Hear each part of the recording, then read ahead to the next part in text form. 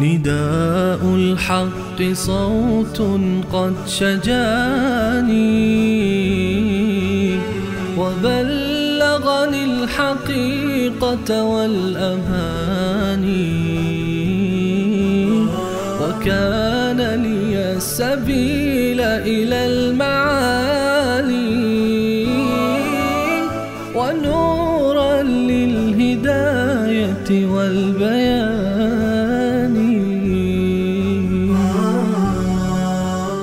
أعوذ بالله من الشيطان الرجيم. بسم الله الرحمن الرحیم. قل فأتوا بکتاب من عند الله. الان خدای تعالی می فرماید اون معجزه را که شما می خواهید او را بذارید کنار، این معجزه قرآن اگر راست میگید که این معجزه نیست، شما مثل این قرآن یک کتابی بیارید، شما مثل عبارتهای این درست کنید. قل فأتوا بکتاب من عند الله، بیاورید کتابی از جانب الله که هو اهدی منهما، او هدایت بیشتری از این دوتا داشته باشد، یعنی از قرآن و تورات. اگر البته این من نگفتم که قالو سحرانه دو تفسیر داره. یکی سحران به معنی جادو، دو تا جادو هستند، منظور تورات و قرآن هستند.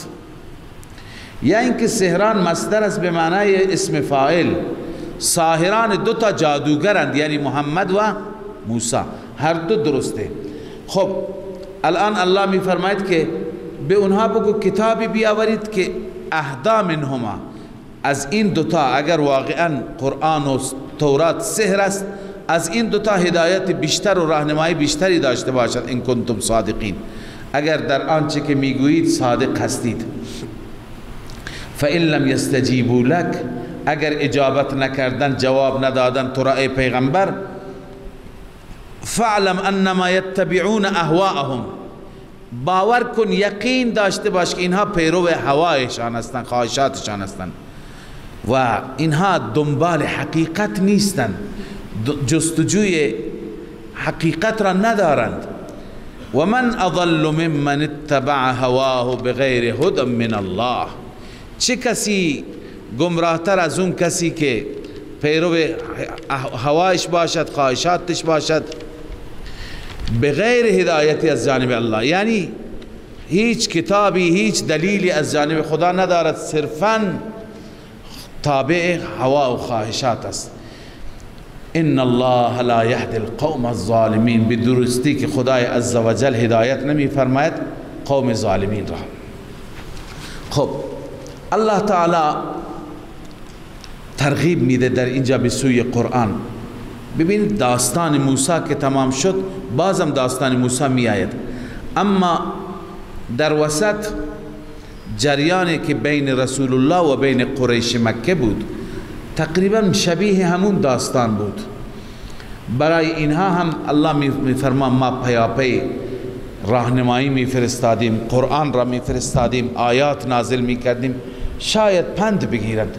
ولقد وصلنا لهم القول، منظور از قول یعنی آیات قرآن، ما پیاپی فرستادیم، پشت سر هم فرستادیم برای اونها قول یعنی قرآن را، لعلهم یتذکرون، شاید پند بگیرند.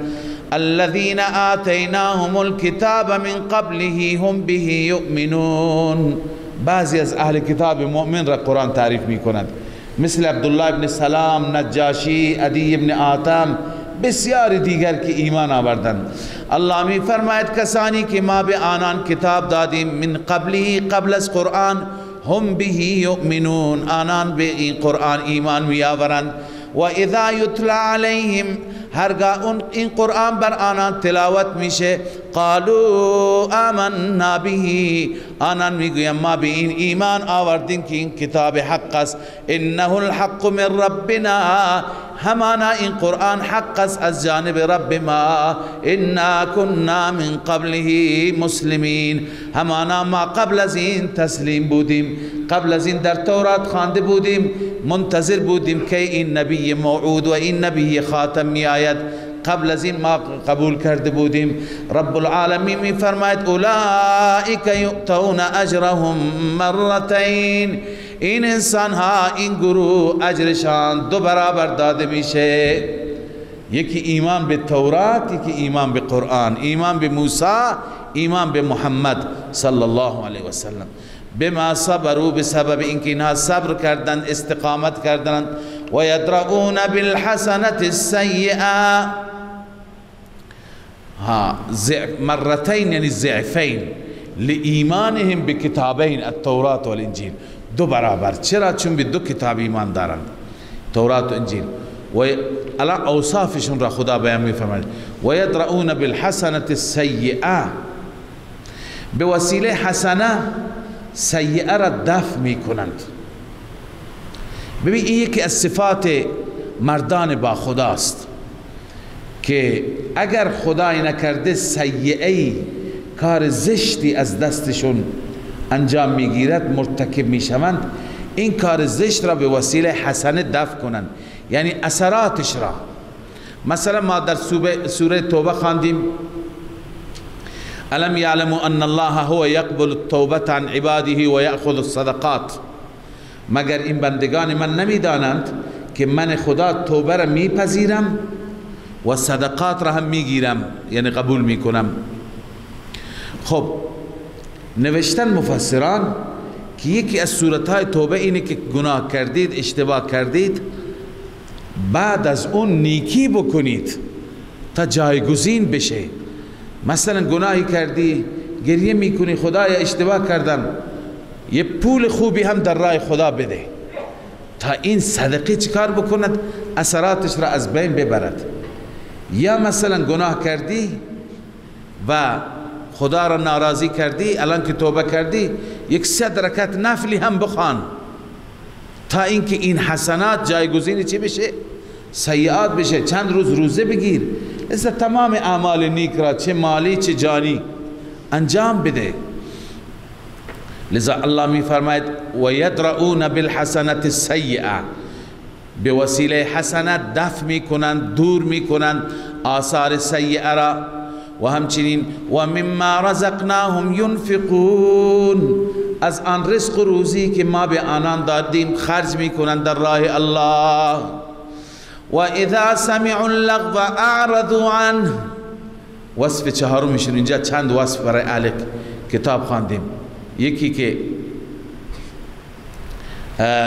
ابتدا بود قالوا آمنا به، اول ایمان، ها نه اولئک یؤتون اجرهم مرتين بما صبروا، بعد از ایمان اول اینکه استقامت کردند، صبروا وصف اول است.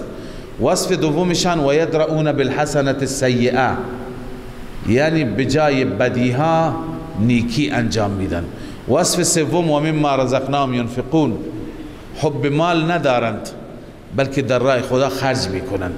وصف 4مشان و اذا سمعوا اللغو اعرضوا عنه، وقتی حرف لغو بشنوند، حرف اهل شرک و اهل خرافات را بشنوند، اعراض میکنند، دوری میکنند، پشت میدن و به اونها، به خرافاتی ها چی میگن؟ و قالوا لنا اعمالنا ولکم اعمالکم، اعمال ما برای ما، اعمال شما برای شما. سلام علیکم، سلام علیکم به چه معنی؟ این سلام سلام متارکه هست که وقتی انسان کسی را بخواد ترک بکنه میگه سلام، من با تو سلام، یعنی من کار ندارم، من تو را رها میکنم. لا نبتغی الجاهلین، ما جاهلین را نمی طلبیم، دنبال کاری اونها نیست. انک لا تهدی من احببت، این متعلق به اول رکوع خواندیم ولقد وصلنا لهم القول، ما برای قریش مکه پیاپی قرآن فرستادیم، قرآن را پیاپی فرستادیم، اما هدایت به دست خداست. بعضی ها ایمان آوردن، بعضی ایمان نیاوردند. بعضی از بظاهر خوبان هم ایمان نیاوردند، سردار بودند، بزرگوار بودند، با رسول الله نسبت و خویشاوندی داشتند، به رسول الله خدمت هم کردند، در حالی که رسول الله دلش میخواست ایمان بیاورند. الله میفرماید انک لا تهدی من احببت، ای حبیب من، ای رسول من، تو هدایت نمی کنی کسی را که دوست داشته باشی، طبعا، ولكن الله یهدی من یشاء، الله است که هدایت میکند کسی را که بخواهد، و هو اعلم بالمهتدین، و او بهتر میداند، عالمتر است به هدایت یافته شدگان.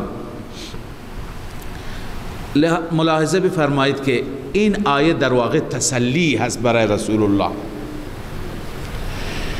به خاطر اینکه رسول الله تبلیغ کرد با چه حرصی که همه ایمان بیاورند. حریص علیکم بالمؤمنین رؤوف الرحیم، حریص بود، میخواست همه ایمان بیاورند، یکی از قریش مکه بدون ایمان نماند. اما نشد. این تبلیغ رسول الله برای بعضی مفید شد، برای بعضی مفید نشد. الان الله اینجا تسلی میده، میگه مساق الآیت لتسلیته صلی الله علیه وسلم. اصل این آیه سوق داده شده برای تسلی رسول الله، حیث لم ینجع فی قومه، چون که مفید نشد در قوم رسول الله، الذین یحبهم، بسیاری از اونایی که رسول الله اونها را دوست داشت، و یحرص علیهم اشد الحرص، خیلی حریص بود بر ایمان اونها. مفید واقع نشد برای اونها. چی مفید واقع نشد؟ انذاره علیه السلام ایاهم، اینکه رسول الله آنان را انذار کرد برای اونها مفید نشد، اونها نترسیدند، ایمان نیاوردند. مفسران همه نوشتند منظور ابو طالب است، ابو طالب که برای رسول الله صلی الله علیه وسلم خیلی خدمت کرد، دفاع کرد، در تبعید و تحریم رنجها را او هم تحمل کرد. اما آخرین لحظات هرچی رسول الله بهش گفت، امو پدر این کلمه را بر زبان بیار، من به وسیله همین کلمه شفاعت تو پیش خدا میکنم. اما از طرفی ابو جهل و بقیه سرداران میگفتن اترغب عن ملت عبدالمطلب، ابو طالب میخوای از دین عبدالمطلب برگردی؟ لذا ابو طالب مونده بود که سخن برادر زاده را گوش کند یا سخن مشرکان را. بالاخره اینا خیلی تحریکش کردند، خیلی او را تعصب دادند، تا اینکه آخرین کلمه ای که در حدیث میاد کان آخر کلمتی علی ملت عبدالمطلب، آخرین کلمهش این شد گفت من بر دین عبدالمطلب میمانم. فوت کرد، بعد از اون رفت. رسول الله خیلی غمگین شد. الله اینجا تسلی داد که هدایت به دست الله است، تو نگران نباش، الله بهتر میداند چه کسی را هدایت کند، حکمت کارهایش را خودش میداند. سبحان الله. من همیشه برای شما یادآوری کردم، انسان در چنین مواقعی به جایگاه والای رب عالمیان پی میبرد که جایگاه انسانها، جایگاه نبوت، جایگاه پیغمبران خیلی فرق دارد. نباید یک انسان یک پیغمبری را برابر خدا بداند. ببینید اینجا رسول الله دلش میخواد که عموی عزیزش ایمان بیارد، الله نمیخواد. در پیغمبران دیگه هم برای شما نمونه مثال عرض کردم. حضرت نوح تمنا دارد که پسرش ایمان بیاورد، میگه یا رب ان ابنی من اهلی، فرزند من اهل من است، ولی الله نمیخواهد. ابراهیم دوست دارد که پدرش ایمان بیاورد، الله نمیخواهد. بس هرچی که الله بخواد همون میشه. پیغمبران الهی هم حتی قدرت و تصرفی ندارن که هرچی اونا بخوام بشه. این نمونه ها شاید برای این هستند که ما بدانیم همه چیز به دست الله است، استمداد از الله بکنیم، حاجاتمون را از الله بخواهیم، نه از اولیاء الله، نه از دوستان الله. اولیاء الله خودشون در بسیاری جاها میموندن، برای خودشون نتونستن کاری بکنن، دلش میخواد که عموی عزیز ایمان بیاورد ولی نمیشه، چون الله مقدر نکرده. لذا الله میفرماید انک لا تهدی من احببت، تو هدایت نمی کنی کسی را که دوست داشته باشی طبعا، ولكن الله یهدی من یشاء، اما الله هدایت می کند کسی را که بخواهد، و هو اعلم بالمهتدین، او بهتر می داند مهتدین را، کسانی که بر هدایت باشند. وقالوا ان نتبع الهدى معك نتخطف من ارضنا، آنان گفتند، این در واقع اشکال بعضی از ملت عرب هست و یا از اقوام عرب. اینها به پیغمبر بعضی ها حتی آمدند گفتند خب ما الان میدونیم تو پیغمبر به حق هستی، ولی اگر ما ایمان بیاوریم خطر داره برای ما، تمام دنیا با تو دشمن هست، اون وقت مردم حمله میکنند، ما را تار و مار میکنند، ما را از بین میبرند، ما را میربایند. الله در جواب فرمود، حاصل جواب را عرض میکنم، بعداً خلاصه جواب را بعداً آیه را ترجمه میکنم. الله میفرماید ببینید من برای اینها چه حرم امنی قرار دادم که از هر طرف رزق روزیش می آید، با وجودی که اینها مشرکند، با وجودی که اهل شرک هستند، ولی باز هم امنیت دارند، آرامش دارند، هیچ خطری اونها را تهدید نمی کند. این مکه وادی لم یزرع است، هیچ چی ندارد، از هر سمت و سو تمام خوراکی ها میوه ها برای اینجا میاد. خب وقتی که اینها ایمان بیاورند، وقتی که اینها مسلمان بشوند، اهل توحید بشن، آیا در اون صورت من اینها را امنیت نمیدم؟ الان که مشرکند این امنیت میدم. اون وقت دو فضیلت اینها کسب میکنند. الان فقط حرمت مقام دارند، حرمت این جایگاه دارند، یعنی بیت الله. اون وقت هم حرمت مقام خواهند داشت، هم حرمت ایمان، هم حرمت مقام و هم حرمت ایمان. اون وقت به طریق اولا در امنیت و آرامش خواهند بود. لذا الله می فرماید وقالوا ان نتبع الهدى معك نتخطف من ارضنا، آنان می گفتند اگر ما پیروی بکنیم از هدایت تو، معك همراه تو، نتخطف من ارضنا، ما از سرزمین خودمون ربوده میشیم، یعنی اقوام و قبائل دنیا به ما حمله میکنند، ما را تار و مار میکنند، ما از ناامنی میترسیم. رب العالمین جواب داد اولم نمکن لهم حرما آمنا، آیا ما آنان را قدرت ندادیم، جای ندادیم در حرمی که امن است، یجبا الیه ثمرات کل شیء، آورده میشه و در واقع گلچین میشه، برچیده میشه به سوی آن میوه های هر چیز، رزق از جانب ما، ولکن اکثرهم لا یعلمون، اما اکثرشان نمیدانند. خلاصه اینه که الله میفرماید در حالت شرک الله اونها را امنیت داده، در حالت ایمان نمیده، به طریق اولا میده. و کم اهلکنا من قریة بطرت معیشتها، الله تخویف دنیوی بیان میفرماید، میفرماید خیلی از اهل شهرها، اهل روستاها، انسانهای قرنهای مختلف، ما اونها را هلاک کردیم، اونها را نابود کردیم. چرا؟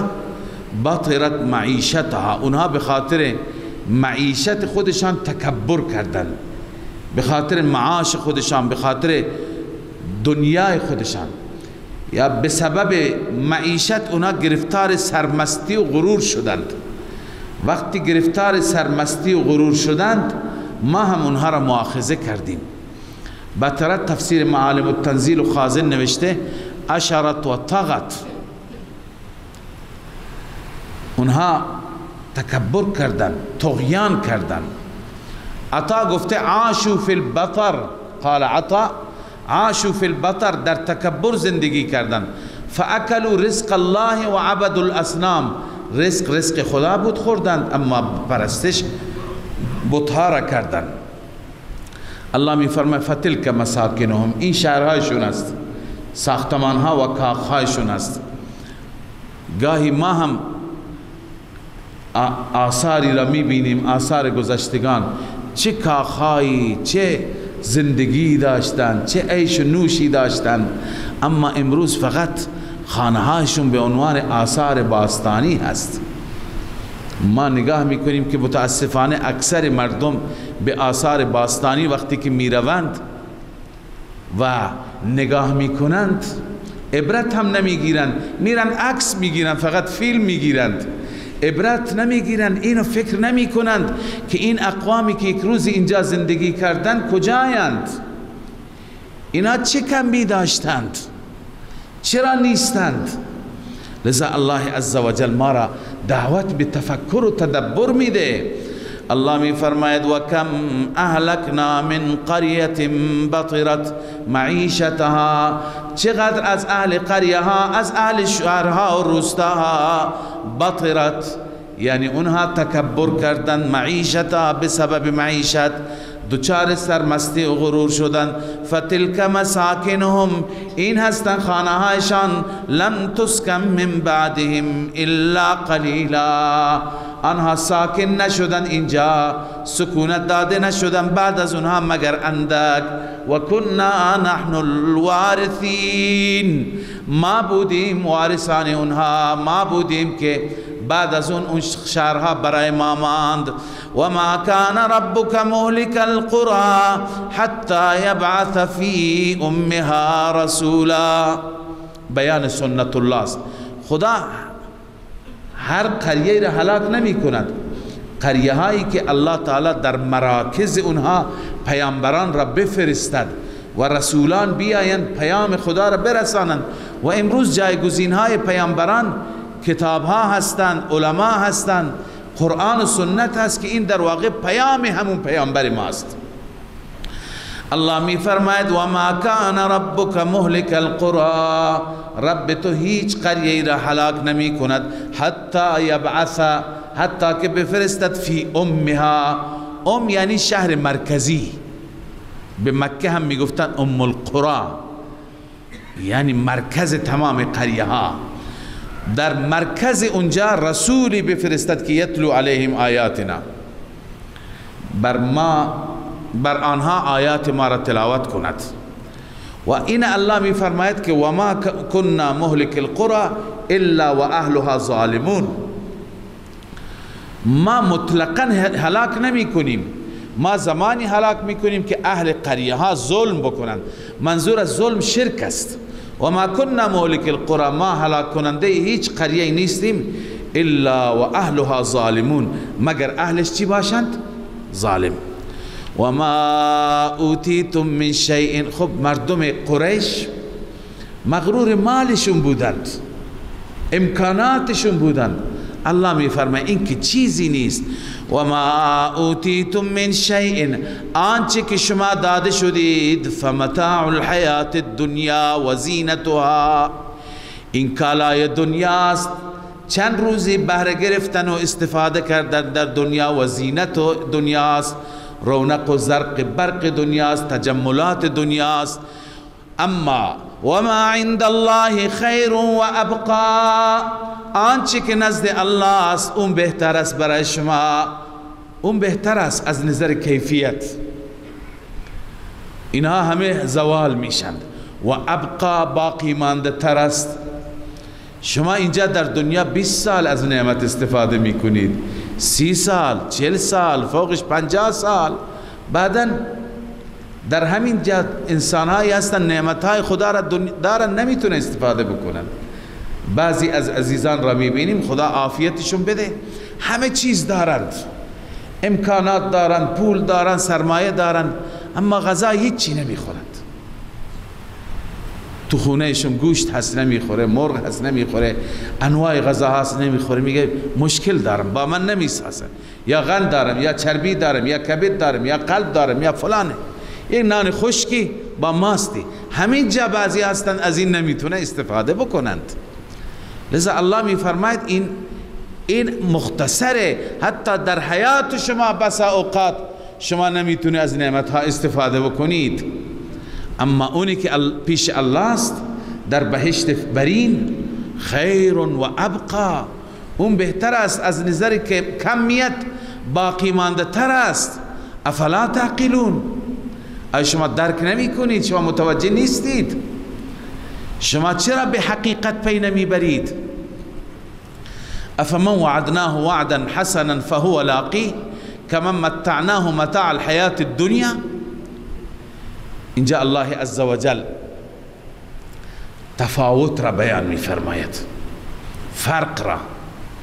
فرق ثمرات ایمان با گمراهی، فرق یک مؤمن با یک مشرک.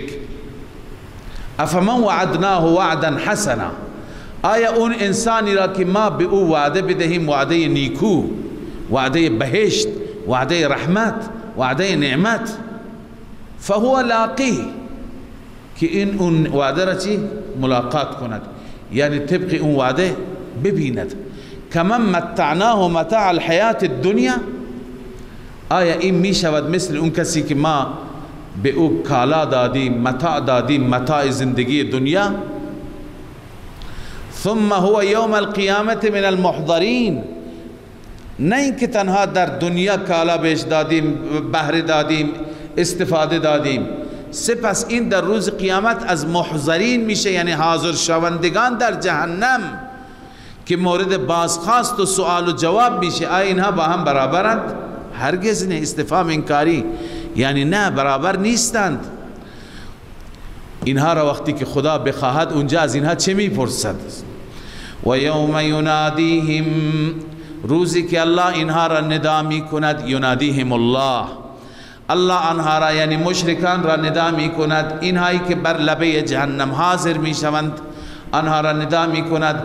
فیقول این شرکائی الذین کنتم تزعمون، کجا هستند شریکان من، آن شریکانی که شما می پنداشتید، آن شریکانی که در دنیا از آنها استمداد می کردید، از آنها کمک می گرفتید، شما از خدا کمک نمی گرفتید.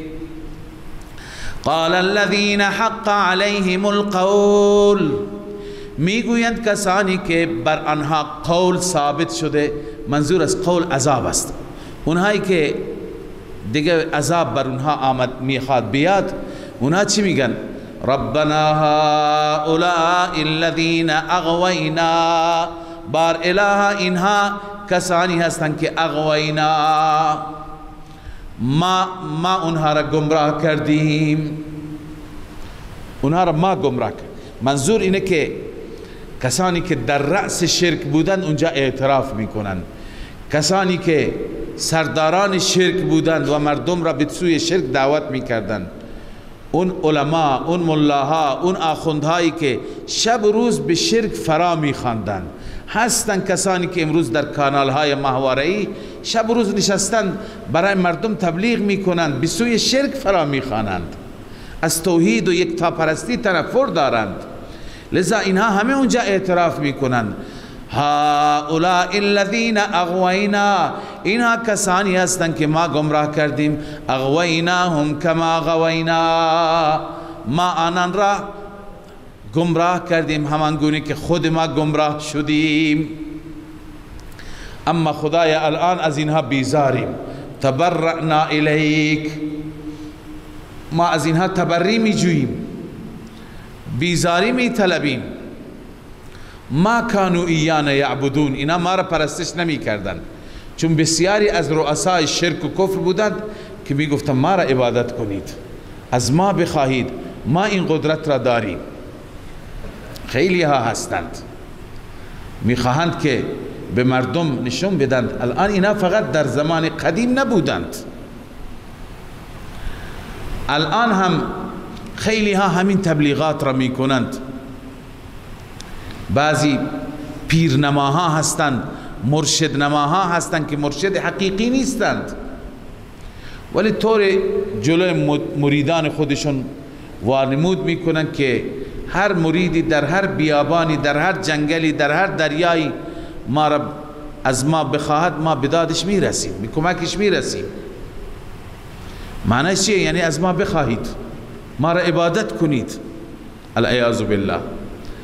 اونجا میگویند خدایا ما اینها را گمراه کردیم، اما الان از اینها بیزاریم، اینها ما را عبادت نکردن. وقیل ادعوا شرکاءکم. الله به مشرکان میگه که شما معبودان خودتان را، شریکانی که برای خدا قرار دادید، اونها را فریاد بزنید، اونها را بخوانید. فدعوهم، اونها را میخوانند.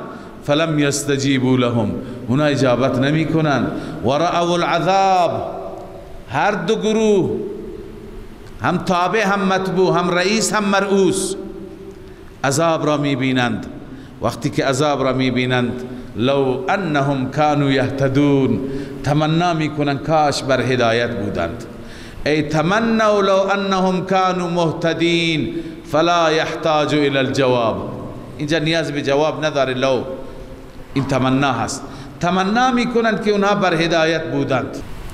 اما الله تعالی بعدا از اونها میپرسد، از ملت ها، از امت های شرک، که ای انسان ها، من انبیا را فرستادم، شما به اونها چه جواب دادید؟ و یوم ینادیهم فیقول ماذا اجبتم المرسلین. روزی که الله آنها را ندا می کند میگوید شما چه جوابی، چه پاسخی دادید به مرسلین من؟ فعمیت علیهم الانباء. الله می فرماید پوشیده میشه بر اونها اخبار واقعی. چرا؟ به سبب وحشت و هیبت، یعنی هیچی نمیتونن بگند. به تعبیر محلی ما تو مت میمانند، زبانشون بسته میشه، نمیتونن جواب بدند. الله می فرماید فهم لا یتساءلون، اونها از هم دیگه هم سوال نمی کنند، مات میمانند. فاما من تاب و آمن، اما این بشارت است، مؤمنین مثل مشرکین نیستند. مؤمنین اونجا شرایط خوبی دارند.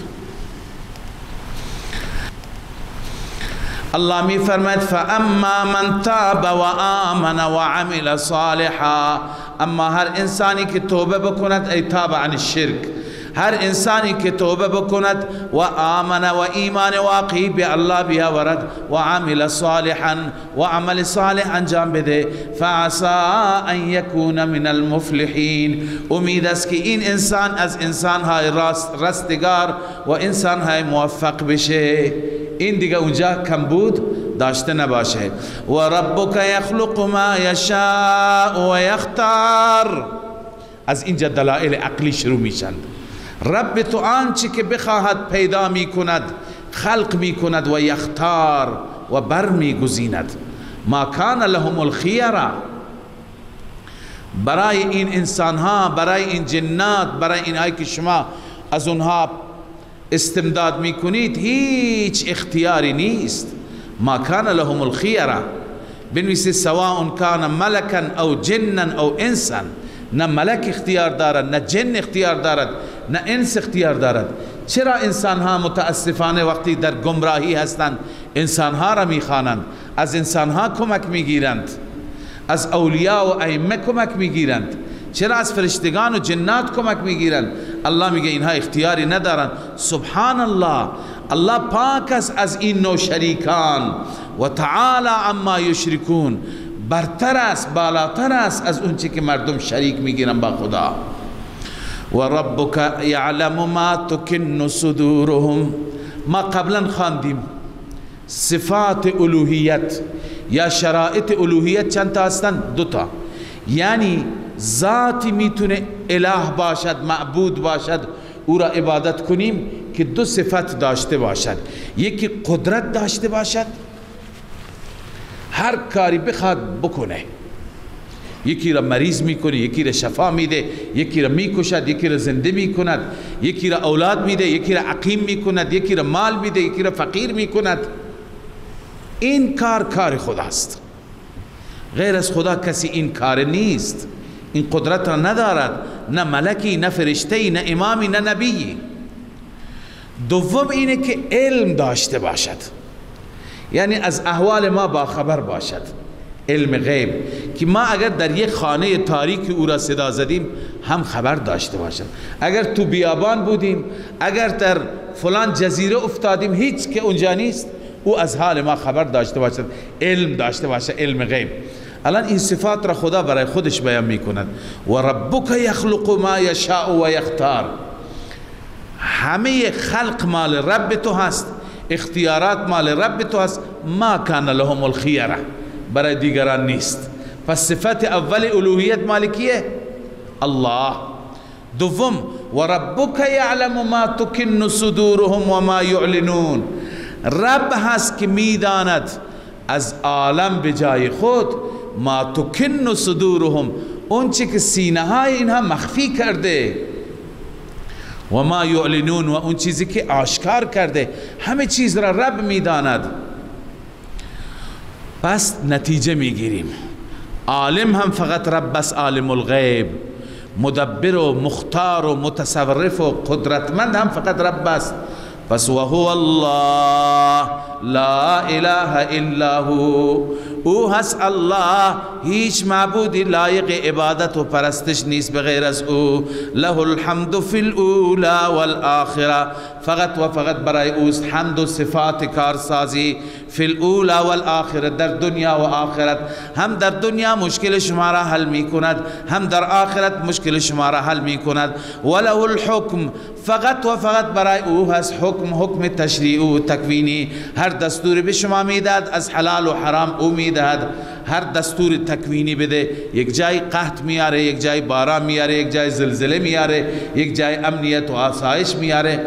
این همه به دست او هست. و الیه ترجعون، فقط و فقط به سوی او برگردانده میشوید. حال الله تعالی بعضی از دلائل قدرت را بیان می‌فرماید. این دلیل عقلی هست، دلیل اعترافی که دشمن هم این را اعتراف می‌کند. قل ارأیتم ان جعل الله علیکم اللیل، بگو به من خبر بدهید اگر خدا قرار بدهد همه وقت را شب. مثلا ما تصور بکنیم همه شب باشد، سرمدن الی یوم القیامه. سرمدن یعنی دائما، همیشه دائم تا روز قیامت خدا شب بکند. خب ما نیاز داریم به روز، ما نیاز داریم به فعالیت، به جستجو، به تلاش، به کار کردن. من اله غیر الله یأتیکم بضیاء، کی هست اله شما، معبود شما غیر از الله که یأتیکم بضیاء، برای شما نور بیارد، برای شما روز بیارد. افلا تسمعون، آیا این دلائل را نمیشنوید؟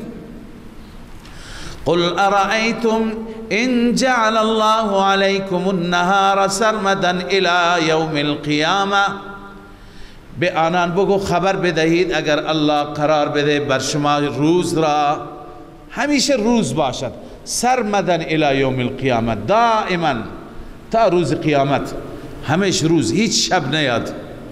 خب ما نیاز به شب هم داریم، ما 8 ساعت کار میکنیم خسته میشیم، نیاز به تاریکی داریم، نیاز به آرامش داریم، نیاز به استراحت و خواب داریم.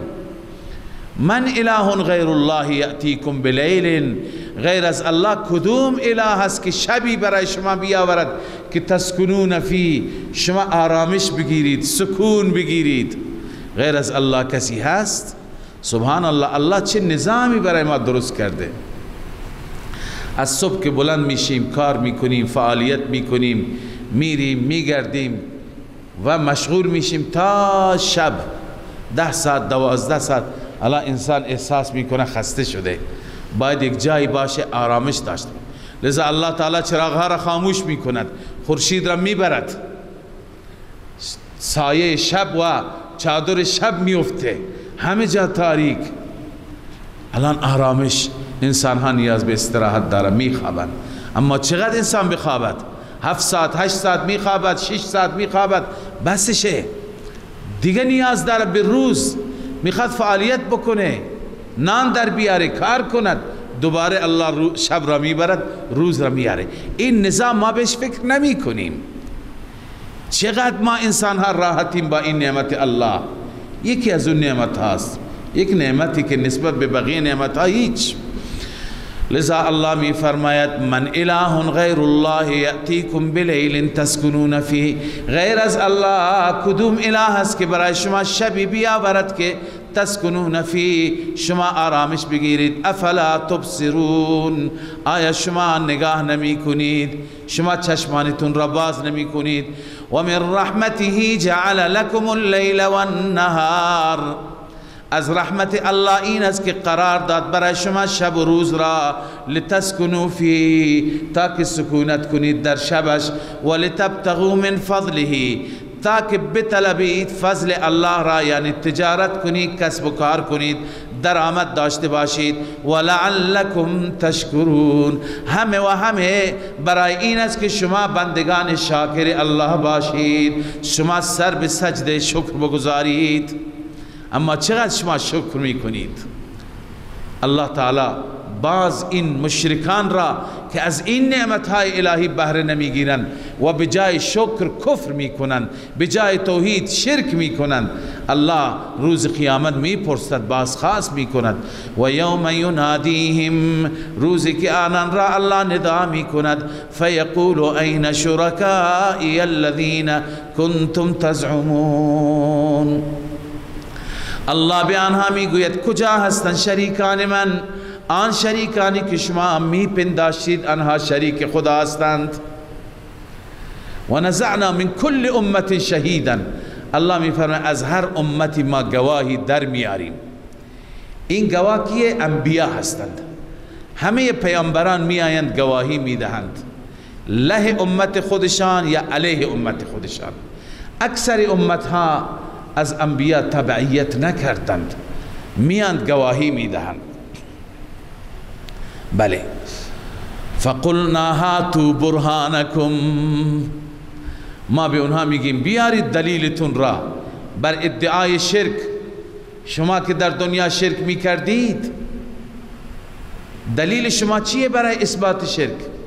فعلموا ان الحق لله، آنجا میدونند، اونجا یقین میکنند، اونجا به این باور میرسند که ان الحق لله، حق عبادت مال الله است.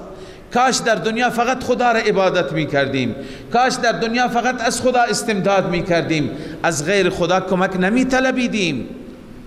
و ضل عنهم ما كانوا یفترون، الله میفرماید اون افترایی که میگفتند، اون دروغی که میگفتند. دروغ چیه؟ در دنیا میگفتند غیر خدا را میگفتند کار خدایی میکند.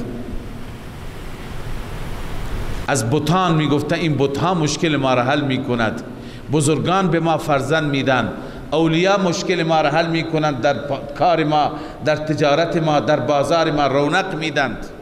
الله میفرماید تمام دروغهایشون و ضل عنهم، گم میشه.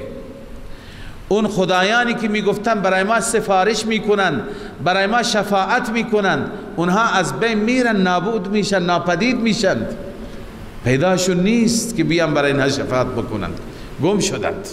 اونجا متوجه میشند که واقعا عبادت حق خدا بود، ما در دنیا بیجا شرک میکردیم. الله تعالی بعد از این تخویف اخروی یک تخویف دنیوی بیان میفرماید. اما این تخویف دنیوی یک نمونه ای هست از یک مشرک مستکبر، قارون از بنی اسرائیل بود. نه اینکه از بنی اسرائیل بود، بلکه پسر عموی سیدنا موسی علیه السلام بود. پسر عمو بودن هم انسان را نجات نمیده، ولو پسر عموی پیغمبری باشی. ببین قارون پسر عموی موسی بود. من نسب موسی را برای شما بخوانم. موسی ابن عمران موسی فرزند عمران است. موسی ابن عمران ابن قاهس ابن لاوی ابن یعقوب نبی. لاوی برادر یوسف است، موسی از نسل لاوی هست. موسی ابن عمران ابن قاهس ابن لاوی ابن یعقوب. قارون کی هست؟ قارون ابن یسحر ابن القاهس. یسحر و عمران با هم برادر بودند، یعنی پدر قارون پدر موسی برادر بودند. او فرزند عمران است، این فرزند یسحر است. هر دو فرزندان کی هستند؟ قاهس هستند. پسرعموی موسی بود. الله هم میگه در قرآن ان قارون کان من قوم موسی، همانا قارون از قوم موسی بود، از قوم موسی بود. اما فبغى علیهم، بر آنها سرکشی کرد به دلیل کثرت مال وقت زیاد شد ایمان را از این بدبخت گرفت. قارون مؤمن نبود، منافق بود. ظاهرا با این بنی اسرائیل بود اما در استه دل منافق بود. حتی با موسی علیه السلام رقابت داشت. بعضی وقتا پسرعموها با هم رقابت هم خواهند داشت. زنی را پول داد، ما انشاءالله در سوره احزاب میخوانیم. به زنی پول داد که وقتی موسی سخنرانی کرد بلند شد در همون جمع به موسی بگو چرا فلان کار بد را با من کردی، الان برای مردم موعظه میکنی. اینقدر بدبخت بود، دنبال بدنامی موسی بود چون ایمان نداشت. لذا الله می فرماید فبغى علیهم، بر آنان به سبب کثرت مال طغیان کرد، سرکشی کرد. و آتیناه من الکنوز، الله می فرماید ما به او خزانه های دادیم. ما ان مفاتحه، آن خزانه هایی که همانا آن خزانه ها، مفاتح جمع مفتاح است. مفتاح گرچه کلید را میگویند ولی مفتاح اصل به معنی خزانه می آید، به معنی کلید نمی آید. حضرت شیخ رحمه الله می فرماید این تفسیری که بعضی مردم می کنند که کلیدهایش چند بار شتر بود، این درست نیست،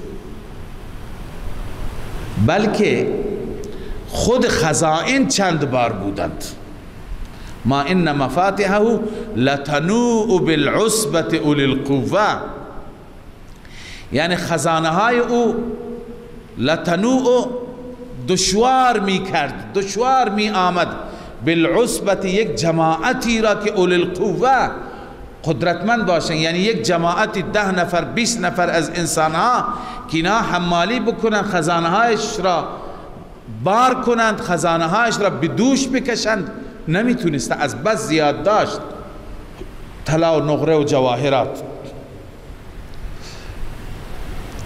درباره قارون بعضی ما روایت ها میخوانیم، گاهی در تفسیرها گاهی در کتاب ها. بعضی روایت ها اسرائیلی هستند، قابل اعتبار نیستند. چیزهایی گفته میشه، مثلا میگن وقتی که قارون میرفت 70,000 تا فقط نگهبان داشت، 70,000 تا نمیدونم آشپز داشت، 70,000 فلان داشت. یک اعداد و ارقامی که نه با عقل هم جور در نمیاند. اون چی که از قرآن ثابته اینه که خزائن زیادی داشت، ثروت زیادی داشت، چنان ثروت داشت که یک جماعت نیرومند هم نمیتونست سرمایه هاش را، اون زمان سرمایه ها به صورت نقدی بودند، به صورت طلا بودند، نمیتونست اونها را به دوش بگیرد.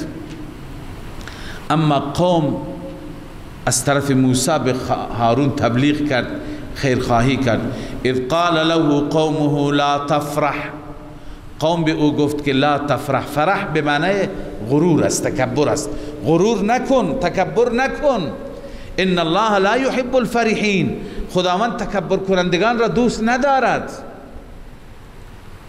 وابتغ فيما آتاك الله الدار الاخره، اون چی که خدا به داده به وسیله این دار آخرت را بخر، آخرتت را به وسیله این دنیایت آباد کن. بسا انسان ها هستند خدا در این دنیا بهشون داده، آخرت خودشون را هم آباد می کنند. آخرت را میخرند. لذا خیرخواهان به این گفتند که وابتغ فیما آتاک الله، در آنچه که خدا بهت داده بخر، بطلب الدار الاخره، دار آخرت را.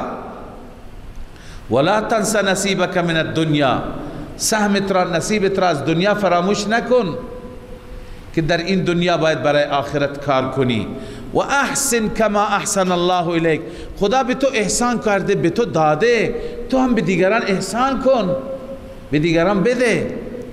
ولا تبغی الفساد فی الارض، در زمین فساد را نطلب، فساد نکن، ظلم نکن، به سر مظلوم نزن، کتک نزن. ان الله لا يحب المفسدین، خداوند مفسدینی همچون تو را دوست ندارد. اما قارون چه جواب داد؟ جوابش در واقع بیانگر غرور و تکبرش هست. این بدبخت میگه قال انما اوتیته علی علم عندی، اون چی که من داده شدم خدا به من نداده، علی علم عندی، بر اساس اون علمی که نزد من هست، زرنگی که من دارم، زرنگی که من دارم، علمی یا تخصصی. بعضی گفتم منظور از علم کیمیا است که علم کیمیا خاک را چی میکند؟ طلا میکند، اما این ضعیف است.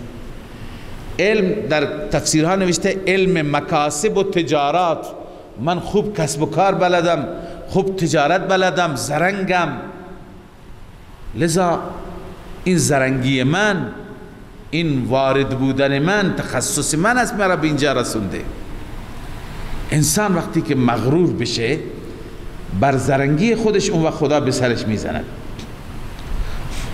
الله تعالی در قرآن هم به ما فرموده که تقسیم رزق بر اساس زرنگی و صلاحیت و شایستگی ظاهر نیست. بنده همیشه مثال عرض میکنم، بعضی افراد هستند خدا بهشون علم داده، تخصص داده، حتی دکترای اقتصاد دارند، رشتهشون اقتصاد است، تخصصش را دارند، اما نان شب نداره، چون که بر اساس علم و دانش و زرنگی نیست تقسیم الهی. بسیاری از مردم هستند ما میبینیم بی سوادند، حتی نوشتن نامش را بلد نیست، حساب پولهایش را نمیدونه چقدر پول داره، از بس که الله بهشون داده. کامپیوترها نمیتونه حساب بکنه، خودش را ببینی خیلی ساده هست، فکر میکنی حرف زدن هم بلد نیست. پس الله عزوجل که تقسیم میکند بر اساس اون حکمتی که عند الله هست، نه بر اساس زرنگی، نه بر اساس صلاحیت ظاهری. لذا قارون بیچاره اشتباهش اینجا بود که علم خودش را تأثیر گذار میدانست. قال انما اوتیته علی علم عندی، جز این نیست که من داده شدم بر اساس علمی که نزد من است. الله می فرماید اولم یعلم، آیا این بدبخت نمیداند که ان الله قد اهلک من قبله، همانا الله هلاک کرد قبل از این، من القرون، از قرون گذشته، من هو اشد منه قوه، اون انسان هایی که از نظر مالی از این قوی تر و گنده تر بودند، و اکثر جمعا، اونهایی که جمع بیشتر داشتن، پارتی بیشتر داشتن، ولا یسأل عن ذنوبهم المجرمون، مجرمان از گناهشان سوال نمی شوند. آیا فکر میکنه سوال نمی شوند؟ سوال می شوند. الله تعالی یکی از افتخارات قارون را میگه، فخرج علی قومه فی زینته، بر قوم خارج شد، فی زینته، در زینت. در زینت یعنی هرچه سواری های خوب داشت، هرچه طلا و مال داشت، اینها را به معرض نمایش گذاشت، به اصطلاح امروزی ما مانور داد. خیلی ها هستند از سرمایه‌داران، پولداران، بالخصوص در کشورهای خارجی، که گاهی مانور پولشان را میدن، مثلا یه ماشینی میگیرن چند میلیاردی، میگوین از طلا هست، هیچ که نداره، خب بر میداره ماشینش را تو شهر یک دوری میزنه، تو دبی یک دوری میزنه، تو اروپا دوری میزنه، تمام مجلات و روزنامه ها می نویسند که امروز فلان با چنان ماشینی آمد. این الان همون مانور قارونی هست. الله می فرماید فخرج علی قومه فی زینته، خارج شد در همون زینت، در همون مال و سرمایه که داشت. قال الذين يريدون الحیات الدنیا، همه نادانها دهنشون باز افتاده بود، دهنشون پر آب شد. عجب چقدر مال داره، چه سرمایه‌ای داره. قال الذين يريدون الحیات الدنیا، گفتند آنانی که اراده زندگی دنیا داشتند. منظور اونهایی که همین دنیا را داشتن، امیدی به آخرت نداشتن و اعتقادی به آخرت نداشتن. چی گفتند؟ یا لیت لنا مثل ما اوتی قارون، کاش برای ما بود مثل آنچه که قارون داده شد، کاش ما هم مثل قارون داشتیم. انه لذو حظ عظیم، این داره بهره عظیم است، خیلی داره، ما نداریم. اما اهل علم، اهل دانش، اهل خرد، اهل منطق اینا را تذکر دادن. وقال الذين اوتوا العلم، گفتن کسانی که علم داده شدن ویلکم ثواب الله خیر لمن آمن و عمل صالحا، ویلکم هلاکت باد شما را، بمیری شما چه تمنایی داری میکنید؟ ثواب الهی اونچه که الله میده در آخرت خیر بهتر است از کر و فر دنیا، لمن آمن و عمل صالحا، برای کسی که ایمان داشته باشد و عمل صالح داشته باشد.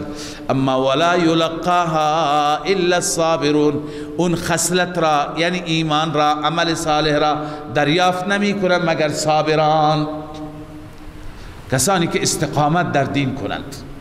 علی ای حال وقتی که قارون مانورش را داد، الله تعالی می فرمه بعد از مانور ما این را خسف کردیم، در زمین فرو بردیم. نه تنها قارون را با تمام سرمایش، نه تنها با سرمایش، با تمام کاخها و باغهایش همه رفتند به سبب الان تعبیر بکنیم رانش زمین یا عذاب خدا، همه در داخل زمین فرو رفتن. فخسفنا به و بداره الارض، الله می فرماید ما خسف کردیم، داخل زمین فرو کردیم او را و دارش را در زمین. فما کان له من فئة ینصرونه من دون الله، الله می فرماید اون قارون بدبخت هیچ جماعتی نداشت، هیچ گروهی نداشت که او را یاری کند بغیر از الله. و ما کان من المنتصرین، و نبود از منتقمین که از ما انتقام بگیرد، رفت، نابود شد، مرد. اثری از قارون و از کاخهای قارون هم باقی نماند.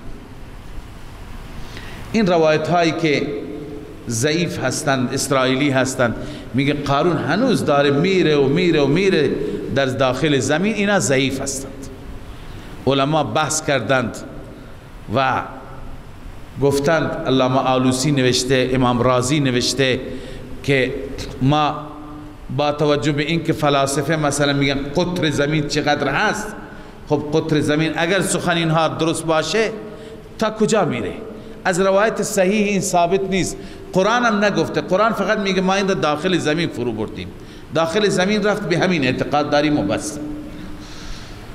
بله الان اونهایی که دیروز میگفتن کاش ما مثل هارون داشتیم، امروز پشیمان شدن، گفتن عجب دنیا که داشته باشی اینطور زود از دستت میره، خودت را هم نابود میکنه.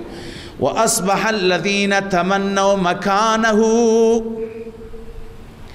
گشتند کسانی که تمنا میکردن جایگاه قارون را، بالامس دیروز، امروز چی میگه؟ یقولون ویکأن الله، ویکأن هلاکت یعنی برای کسی که این تمنا را بکند. کأن الله یبسط الرزق لمن یشاء و یقدر، الله هست، پس معیار خوشنصیبی به رزق نیست. یکی را الله رزق میده، نعمتی هست، یکی را نمیده، هم امتحانی هست، نعمتی هست. الله فراخ میکند رزق را برای کسی که بخواهد از بندگانش، و یقدر، و تنگ میکند. لولا امن الله علینا، اگر الله بر ما احسان نمی کرد، بر ما لطف نمی کرد، لخسف بنا، ما را هم خسف می کرد، ما را هم داخل زمین فرو می برد. وَيْكَأَنَّهُ لا يفلح الكافرون، هلاکت خرابی برای اون کسی که این تمنا را بکند. انه لا يفلح الكافرون، همانا کافران رستگار نمیشن. کسی که کفر بکند، ایمان به خدا داشته نباشد. حال الله عزوجل بشارت میده. این تخویف بود، ترساند کسانی را که فکر قارونی داشته باشد، مثل قارون نفاق داشته باشند، شرک داشته باشند، اهل ایمان را مسخره کنند. اما اینجا بشارت هست، بشارت اخروی برای کسانی که الله می فرماید دار آخرت مال اونها است. تلک الدار الاخره، این دار آخرت، نجعلها للذین لا یریدون علوا فی الارض ولا فسادا. دار آخرت مالکی هست. بیایم خودمون را تطبیق بدیم، بیایم این صفات را در وجود خودمون احیا کنیم، انشاءالله دار آخرت مال ماست. نجعلها، الله می فرماید ما قرار میدیم دار آخرت را، للذین لا یریدون علوا فی الارض، برای اون انسان هایی که در زمین تکبر نمی خواهند، ولا فسادا و فساد، نه تکبر می کنند نه فساد می کنند. چیکار می کنند؟ والعاقبت للمتقین، عاقبت برای متقیان است، برای اهل تقوا است، برای انسان های با خدا. عاقبت خوب برای کسی است که از الله می ترسد. من جاء بالحسنه، این قانون هست، قانون الهی، قانون جزا، قانون پاداش و کیفر. من جاء بالحسنه، هر کسی که کار نیکی می کند، کار صالحی می کند، عمل صالح انجام میده، فله خیر منها، برای اون پاداشی هست بهتر از آن. هر چی کردی 10 برابر تا 700 برابر الله بهت اجر میده. فله خیر منها. اما و من جاء بالسیئه، هر کسی که کار زشت انجام بده، کار بد انجام بده، گناه و معصیت انجام بده، فلا یجزی الذین عملوا السیئات الا ما كانوا یعملون. چه رب رحمانی هست، اینجا چند برابر عذاب نمیده، به اندازه بدی الله میفرمه ما جزا میدیم، به کیفر اعمال میرسانیم. فلا یجزی الذین عملوا السیئات، پاداش داده نمی شوند، جزا داده نمی شوند، الذین عملوا السیئات، آنانی که عمل سیئ و عمل بد انجام دادند، الا ما كانوا یعملون، مگر همان که عمل کردند به اندازه عملشان، به اندازه عملشان ما اونها را جزای بد یا پاداش و کیفر بد میدیم.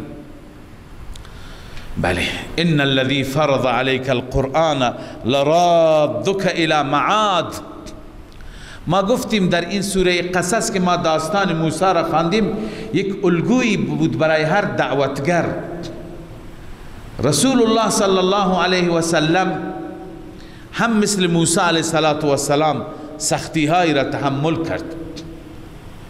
همان گونه که موسی از مصر جلاوطن شد و تبعید شد، و همان گونه که موسی از مادرش فاصله گرفت، رسول اکرم صلی الله علیه و سلم از مکه مکرمه تبعید شد، مجبور شد مکه را ترک بکند. وقتی که رسول الله از مکه خارج شد، بیرون فاصله گرفت، دیده های مبارک اشکبار شد، رو به مکه کرد، گفت من تو را دوست دارم، من نخواستم تو را ترک بکنم، اما قوم مرا مجبور کرد. لذا الله عزوجل تسلی داد حبیبش را که من تو را به جای اصلیت برمیگردانم. ان الذي فرض عليك القرآن، همانا آن ذاتی که فرض ای انزل نازل کرد بر تو قرآن را لرادک الی معاد برمیگرداند تو را به معاد. معاد یعنی چه؟ المعاد مکه و اراد رده الیها یوم الفتح، یوم فتح مکه. منظور الله این است که در روز فتح مکه تو را به مکه برمیگردانم. خب این متفرع است بر داستان رسول الله، بر داستان موسی متفرع است. اونجا به مادر موسی الله چی گفت؟ انا رادوه الیک.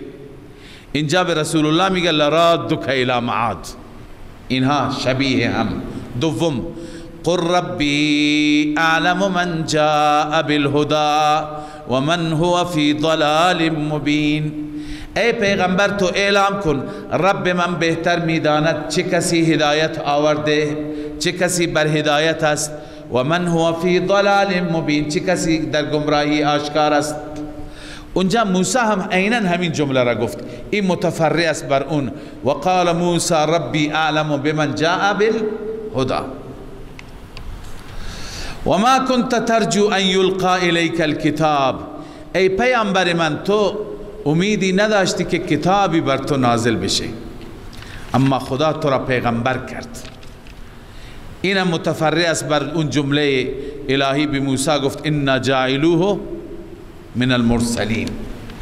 جاعلوک من المرسلین یا جاعلوه، ما از تو را از مرسلین میگردانیم. پیغمبر را هم میفرماید که تو امیدی نداشتی که کتابی بر تو نازل بشه، الا رحمتا من ربک، مگر رحمتی از جانب رب را شامل حال تو بود. لذا فلا تکونن ظهیرا للکافرین، هرگز پشتیبان کافران مباش. این متفرع است بر اون جمله موسی که گفت فلن اکون ظهیرا للمجرمین، من اصلا پشتیبان مجرمان نخواهم بود. الله به رسول الله میگه فلا تکون ظهیرا للکافرین، هرگز پشتیبان کافران نباش. ولا يصدنك عن آیات الله بعد اذ انزلت وادع الى ربك ولا تكونن من المشرکین. الله تعالی اینجا به امت خطاب میکند. ای امت محمد صلی الله علیه وسلم، باز ندارد شما را از آیات الهی چیزی دیگه بعد اذ انزلت، بعد از اینکه آیات نازل شده، یعنی چیزی دیگه مانع شما و عمل به آیات الهی نباشد. وادعو الی ربک، به سوی پروردگار بخوان. وادعو الی ربک ای الی توحید ربک. ولا تکونن من المشرکین، هرگز از مشرکان نباش. این خطاب به امت است. نه اعتقادا نه عملا ذره‌ای با خدا شریک نساز، شرک نکن. ولا تدع مع الله الها آخر. در آخر لب لباب، آخرین آیه سوره هست، لب لباب را و خلاصه کل سوره را الله بیان می فرماید. اصل این داستان موسی، داستان رسول الله، داستانی از قارون بیان کرد در این سوره، همه و همه برای اثبات توحید است. الله یکی را نصرت می کند مثل موسی، یکی را غرق می کند مثل فرعون، یکی را یاری می کند مثل رسول الله، یکی را از بین می برد در بدر مثل ابو جهل و همسنگرانش. به خاطر چی؟ به خاطر اثبات توحید. جنگ جنگ ایمان و کفر است، جنگ جنگ توحید و شرک است. لذا در آخر سوره، در اول سوره توحید را اثبات می کند. الله می فرماید ولا تدع مع الله الها آخر. نخوان، فریاد نزن، دعا نکن مع الله، همراه با الله، یعنی در کنار الله از معبود دیگر نخواه. فقط بگو یا الله ادرکنی، یا الله انصرنی. از خدا بخواه، نه از بنده خدا. الله می فرماید که با الله کسی دیگر را نخوان. استمداد، مدد خواستن فقط باید از الله باشد. چرا؟ چون که لا اله الا هو، هیچ معبودی نیست بغیر از او. معبود یگانه او هست، بقیه همه فنا میشن. کل شیء هالک الا وجهه، همه هلاک میشن، همه نابود میشن، همه میمیرند و میروند، بعدا خبر ندارند که شما اونها را استمداد میکنید، از اونها فریاد میطلبید. کل شیء هالک الا وجهه، همه و همه هلاک میشن مگر ذات الله. له الحکم، فقط و فقط حکم مال اوست، یعنی قضا فیصله. له الحکم یعنی له القضاء و النافذ فی الخلق، هر چی که او فیصله بکند، یکی را موت میده، یکی را زنده میکند، یکی را فقیر میکنه، یکی را امیر میکنه، یکی را مریض میکنه، یکی را شفا میده، به یکی رونق میده، یکی را بی رونق میکنه، یکی را پادشاه میکنه، یکی را گدا میکنه. له الحکم، حکم مال او هست، قضا و فیصله و تقدیر به دست او هست. این در این دنیاست، در اون دنیا و الیه ترجعون، فقط و فقط به سوی او شما برگردانده میشوید. صدق الله العظیم.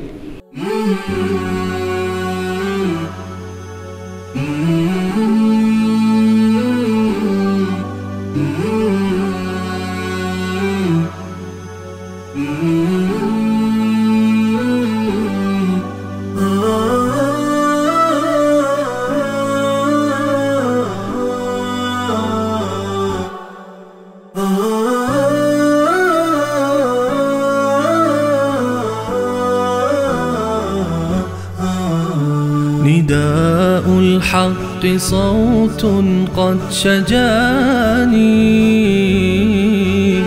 وبلغني الحقيقة والأماني، وكان لي السبيل إلى المعالي، ونورا للهداية والبيان،